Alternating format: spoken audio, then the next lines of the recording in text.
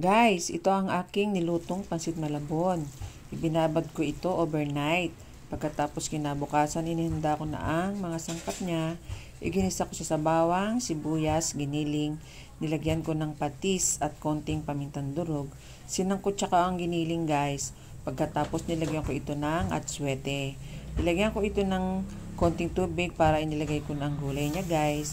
Hanggang sa ito ay maluto at tinimplahan ko na. Guys, ibinukod ko ang gulay para pang-toppings ko. Ngayon na guys, nung maluto siya, inilagay ko na siya sa microwavable na lalagyan kasi yan ang aking pambenta.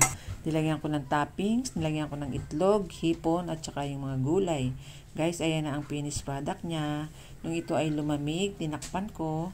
Pagkatapos, isinave ko na siya para maipa-deliver ko na sa Lalamove.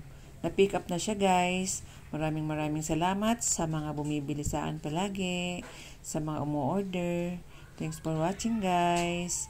God bless us all.